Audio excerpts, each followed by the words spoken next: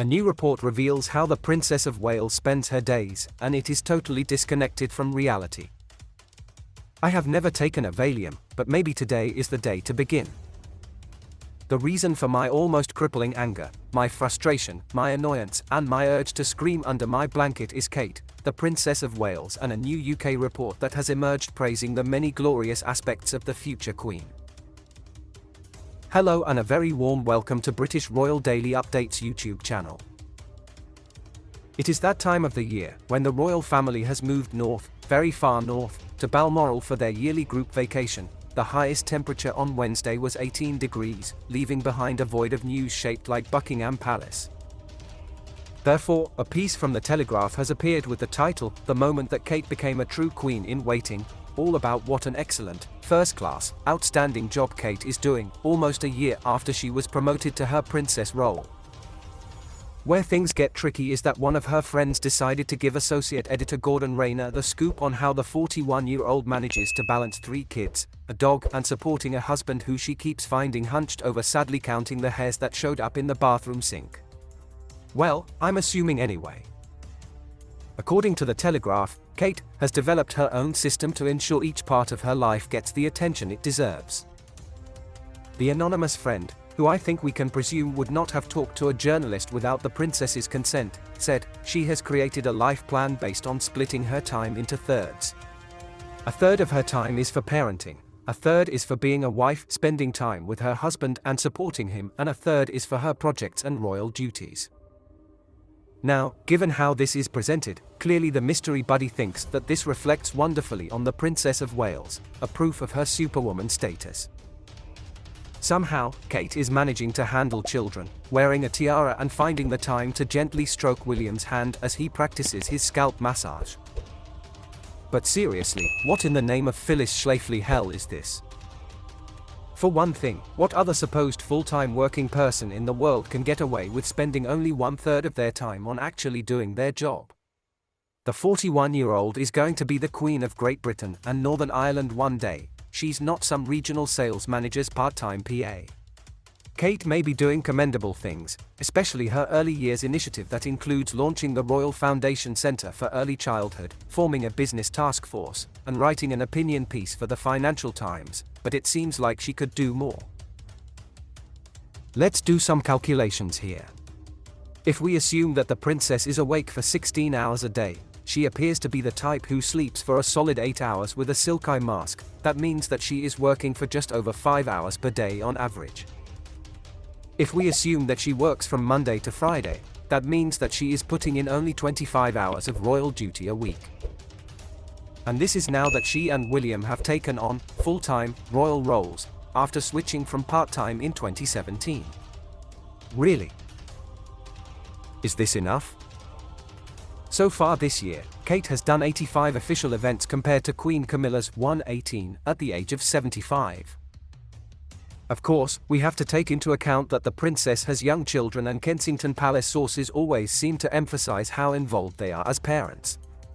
The Waleses deserve a lot of praise for not delegating all of the messy aspects of parenting, such as the peanut butter stains, the book week outfits, and the nocturnal vomiting, to a staff of uniformed helpers.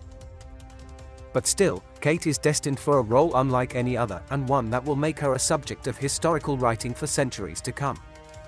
The Princess of Wales has a truly legendary title, and the expectations of what that entails, or should entail, in the 21st century are enormous. Does this sound like the kind of job you can really ace in only 33% of your week? Furthermore, if this friend's story was supposed to make her look like a relatable and admirable person, then they need to get a clue. This doesn't make Kate look like an ordinary mum, but a pampered, rich woman who has no clue about how hard the balance really is. I also have a huge issue with the idea of Kate spending 1/3 of her life on being a wife. Is she really devoting an equal amount of her life to being a spouse, like some frightening 50s relic, as to her work? This sounds like something from a post-war newspaper's women's section advice column, along with 6 amazing ways with powdered eggs and the best places to get a corset. Being a loving, supportive partner is fine and all, but setting aside time to stand by her man makes her look like a Tammy Wynette song brought to sad reality. This version of Kate seems remarkably disconnected from the contemporary world. And let's also take a moment to acknowledge that no one is eagerly proclaiming that William is also dedicating a third of his life to being a spouse. Look, overall, I believe Kate has made tremendous progress from the timid, uncertain woman she was when she first joined the royal family. I believe the princess is creating a lasting legacy and doing significant, worthwhile work for the UK. I believe the Princess of Wales has the capacity to be an exceptional figure and queen. But balancing parenting and having a relationship while working part-time is not some amazing accomplishment that warrants effusive praise. Royalty is supposed to be a role model for us, the common people.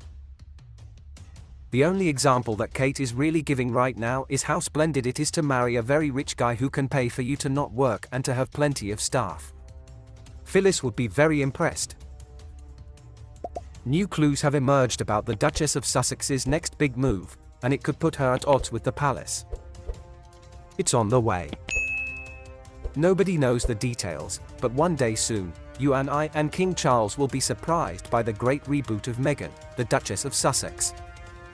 You can call it the second coming of Brand Sussex or the Magnaissance or a clever last-minute image makeover, but the royal family's most controversial newcomer since they brought in Caroline of Brunswick is about to do something big.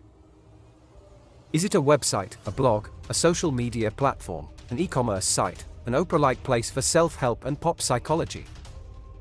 Nobody knows, but as time runs out until the big moment when Meghan's alleged business venture is finally unveiled with all the fanfare, hype, and exaggerated press releases full of capitalized nouns you would expect, could this be the start of a new clash with Buckingham Palace? Let me tell you more. It has been a very odd year for the Duchess of Caramel Coats. First, she mostly vanished, staying out of sight as her husband Prince Harry, the Duke of Sussex, soared to the top of the bestseller charts, and to the bottom of Queen Camilla's Christmas list, with Spare. But even after that storm of unresolved daddy issues had passed, she mostly stayed hidden, only appearing to be snapped by photographers. The turning point came in April when she, and only she, hired Hollywood super agent Ari Emanuel to help her revive her career. After all, her podcasting attempt had not really taken off, with Archetypes only lasting one season. Her kids' show had been cancelled by Netflix in a huge budget cut, and her star had faded. As the year went on, so did the rumors that part of what Meghan had been working on was some kind of comeback to the online world, having previously, before becoming a royal, created her own niche, the TIG, in the bland women's blogging world. Rumors of a comeback similar to her former blog The TIG have been increasing this month. This week, a source told Page 6 that Meghan and her team are putting in a lot of effort. They said, "I think it will be surprising, it won't be what everybody is expecting it to be, it will feel familiar to who Meghan is."